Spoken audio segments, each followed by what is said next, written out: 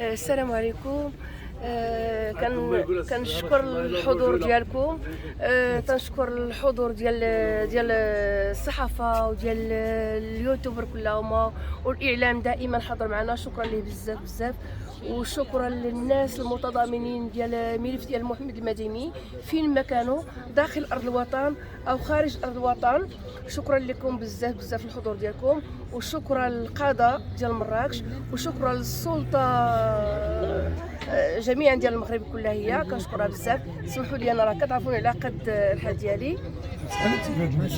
الناس كدوبوا كانوا ولا عندهم. شكرا للدفاع ديالنا الاستاذ زهراش والاستاذه خبيزه اللي حضرت الجلسه، والاستاذ النوري حضر معنا يومين في مراكش، بقى معنا مسكين حتى هيئه الدفاع كلها. هي كنشكرها بزاف. المهم على كل حال، بالنسبه للملف الاستاذ زهراش نوضح لكم ان شاء الله الاربعاء الجايه ان شاء الله عندنا المداوله. نتمنى من الله نسمعوا خير ان شاء الله، وحنا عندنا ثقه في القاده ان شاء الله باذن الله، بان غادي نسمعوا خير ان شاء الله. ودائما تنقول مآمنه بالقاده والقضاء، لا يصيبنا الله الا ما كتب الله لنا، وهذا الشيء مكتاب. لو كان ما مكتبش ما غاديش يتصرف. والكلمه اللي كنقول المديمي مظلوم ودخل السجن مظلوم، وغنبقى نقول له ان شاء الله مظلوم حتى غدا قدام الله. وإلا ما تبتناش البراءه في الدنيا نثبتوها ان شاء الله في الاخره.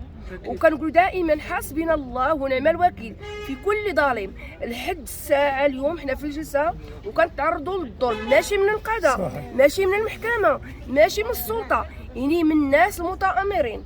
الناس كلهم شاهدين على هذا الحدث اللي وقع، وكنحتسبوا فيهم الله. لا ما حنا داكشي بيد الله، كنحتسبوا الله. وحنا دائما تحت القضاء. حنا راه معروفين في مراكش. المديمي على ما معروفش، راه معروف شكون هو المديمي. راه جيرانه هما كنا دارين بينا. حنا راه بينا وبين كنقولوا حنا جوج كوميساريه جينا حنا بيناتهم. حنا راه معروفين. المهم على كل حال، شكرا لكم بزاف، وشكرا للقضاء ديال مراكش، وشكرا لمحكمه الاستئناف والمحكمه الابتدائيه حتى شكرا لها. وما تيبقى لي الا نقول والله العظيم الناس اللي بعاد انا كنحبسهم تنقول لهم عافاكم حتى تسمعوا الله يفهموا المحكمه.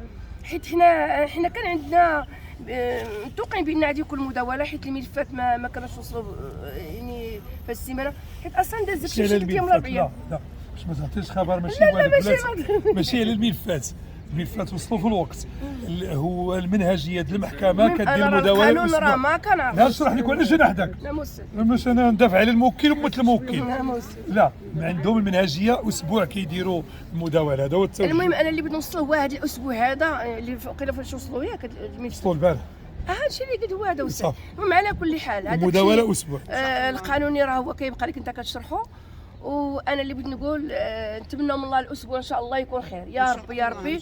وشكرا لكم بزاف بزاف الحضور ديالكم، والله العظيم لا يحتسب لكم عند الله. اما حنا راه ما عندنا ما نقولوا، يعني العبره ما عنده باش يزازي الاخر، الله اللي كيزازي.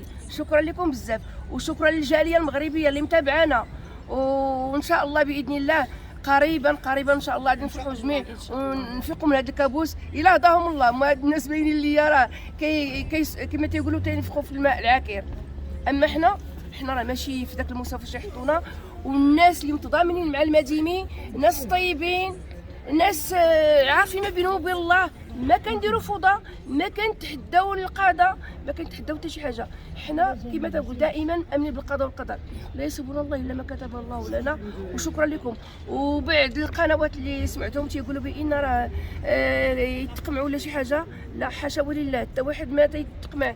والاستاذ زهراش ما كيقمع حتى شي واحد. الناس كامل الحريه يهضروا في الملف وراه يهضروا باحترام في الملف، عمرهم ما تحداو الملف.